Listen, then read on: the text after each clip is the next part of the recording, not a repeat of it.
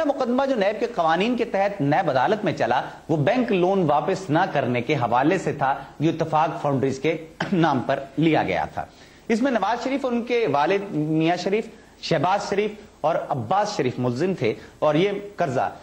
National bank سے لیا گیا تھا۔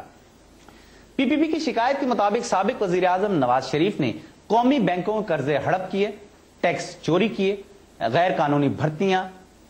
ترقیاں اور اثاثوں کو چھپانے سے متعلق تھی، جس میں ان کے ملکی اور غیر ملکی اثاثے بھی شامل ہیں۔ ان شکایات میں یہ الزام بھی تھا کہ نواز شریف نے 1990 سے 1993 کے دوران سرکاری اختیارات کو استعمال کر کے اپنے ذاتی بزنس امپائر کو وسیع کیا۔ پی پی پی کی درخواستوں کے مطابق اس عرصے کے دوران جو قرضے لیے گئے ان کی مالیت 9 بلین تھی، جبکہ ان کے صنعتی یونٹ 9 سے 20 ہو گئے۔ تیزی سے ترقی کا میں نے آپ سے پہلے تذکرہ کیا، یہ وہی بات آ رہی ہے۔ ایک برطانوی اخبار میں بھی نواز شریف پر الزام لگایا گیا تھا جناب کہ وہ ٹیکس بچانے میں ملوث ہیں، اور یہ کہا گیا تھا کہ انہوں نے پبلک کے لاکھوں ڈالرز اپنی ذاتی اکاؤنٹس میں رکھے۔ برطانوی اخبار آبزرور نے بھی نواز شریف کرپشن کے حوالے سے ایف آئی اے کی 200 صفحات پر مشتمل ایک رپورٹ شائع کی تھی، جس کے مطابق نواز شریف لندن کے میفر ڈسٹرکٹ میں 4 اپارٹمنٹس کے مالک ہیں جن کی مالیت اس وقت $5 ملین ہے، جبکہ نواز فیملی کے اثاثہ جات $17 ملین سے زائد ہیں۔ یہ میں اس وقت کی بات کر رہا ہوں جب آبزرور نے یہ رپورٹ دی تھی، اور چند برس پہلے کی بات ہے۔ اس رپورٹ کے شائع ہونے سے نواز شریف کے خلاف اپوزیشن نے شدید تنقید کی اور اس وقت مظاہرے کے حکومت میں تھے ان سے مستعفی ہونے کا مطالبہ کیا۔ اس رپورٹ کے مندرجات پر سابق وزیر داخلہ نصیر اللہ بابر صاحب نے تبصرہ کرتے ہوئے اس وقت کہا تھا کہ جو کچھ سامنے آیا ہے اصل اعداد و شمار اس سے کہیں زیادہ ہیں۔ انہوں نے کہا کہ نواز شریف کی کرپشن کے حوالے سے انہوں نے تحقیقات مکمل کر لی ہیں لیکن ان کی حکومت ختم ہو گئی۔ انہوں نے دعویٰ کیا کہ نواز شریف نے کرپشن کے الزامات کو دبانے کے لیے اپنا اثر و رسوخ استعمال کیا۔ آبزرور کی یہ رپورٹ نواز شریف حکومت کے لیے ایک زبردست دھچکا ثابت ہوئی جو پہلے ہی معاشی ناہمواریوں، آئینی ترامیم اور اسلامی قوانین کے حوالے سے مشکلات کا شکار تھی۔ نواز فیملی پہلے فولاد کے کاروبار سے منسلک تھی، لیکن اقتدار میں آنے کے بعد اس فیملی نے شوگر اور ٹیکسٹائل ملز کے شعبے میں بھی اپنے قدم جما لیے، جس کے لیے اپنے اختیارات کو خوب استعمال کیا گیا۔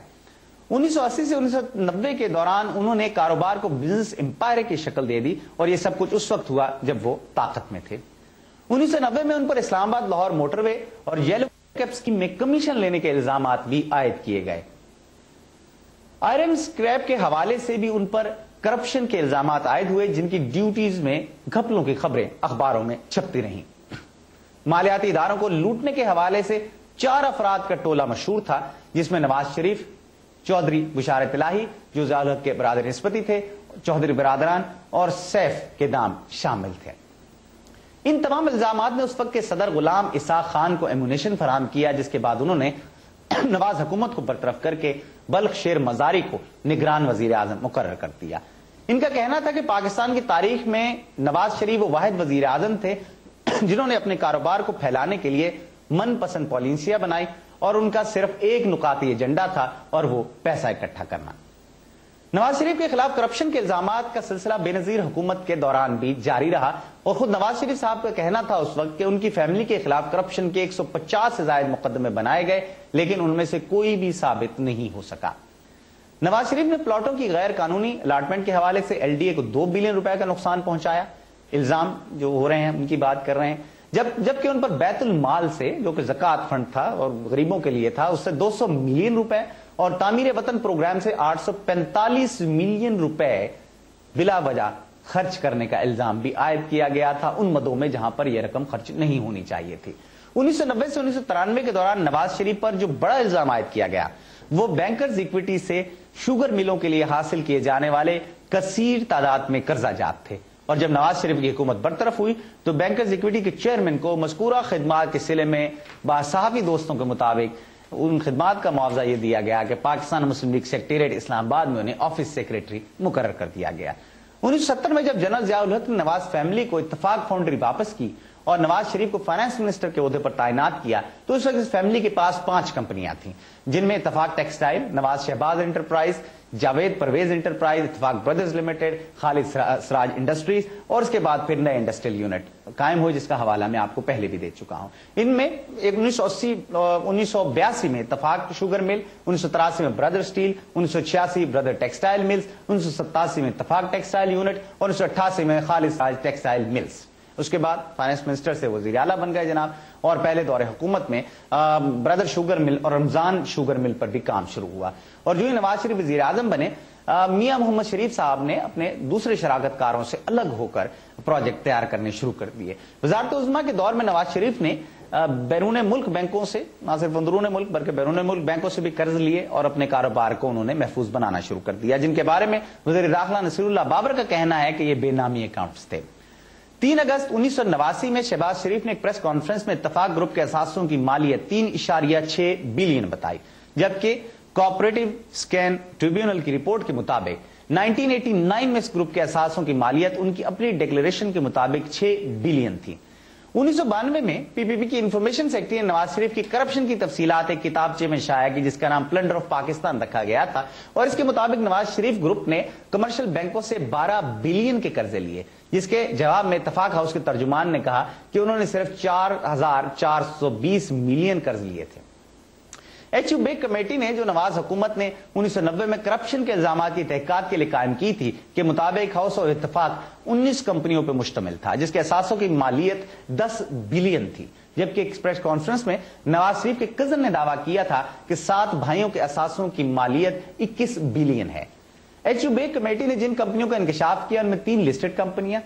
12 ان لسٹڈ کمپنیاں، جبکہ 4 پرائیویٹ لمیٹڈ کمپنیاں شامل تھیں۔ 25 اپریل 1997 میں دا فرائیڈے ٹائمز اخبار نے اپنی ایک رپورٹ میں کہا تھا کہ میاں محمد شریف صاحب، جو کہ نواز شریف صاحب کے والد تھے، انہوں نے کشمیر شوگر ملز اور بشیر شوگر ملز پر کام شروع کر دیا ہے، جس کے لیے وہ کمرشل بینکوں سے بھاری قرضوں کا مطالبہ کر رہے ہیں،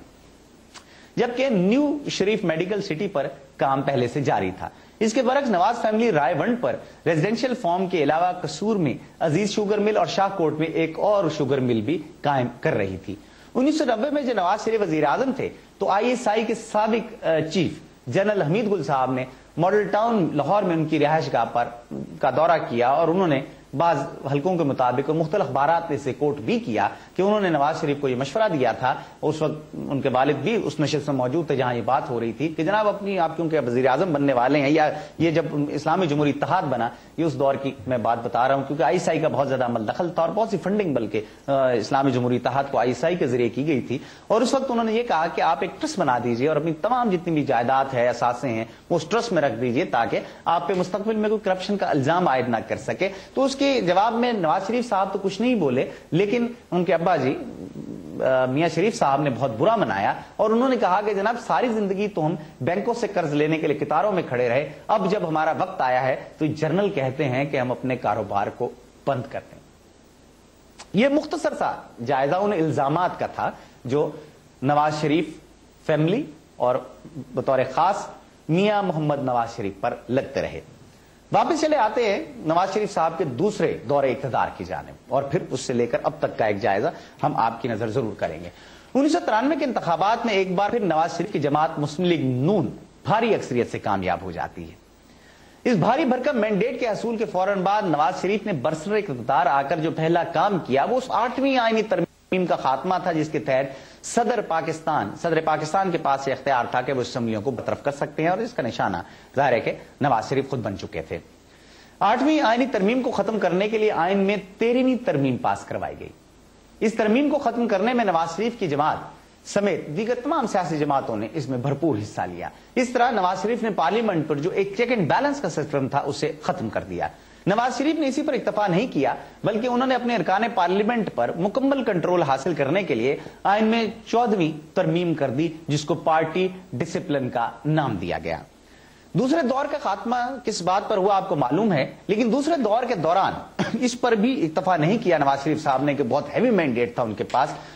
کے بعد دیگرے ان کی فتوحات کا سلسلہ آگے بڑھتا رہا۔ عدلیہ سے لے کر پریس تک، پریس سے لے کر دیگر ادارے یکے بعد دیگرے وہ ان کو رونتے رہے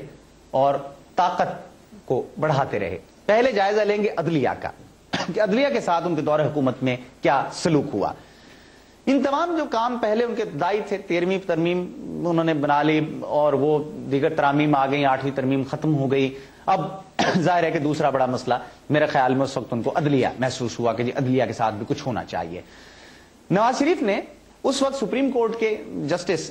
چیف جسٹس جو تھے وہ سجاد علی شاہ صاحب تھے، جن کو بینظیر بھٹو نے چیف جسٹس نسیم حسین شاہ کے ریٹائرمنٹ کے بعد 2 سینئر ججوں پر سپر سیڈ کر کے انہیں نظر انداز کیا گیا. 2 سینئر ججوں کو اور انہیں چیف جسٹس آف پاکستان بنا دیا گیا تھا.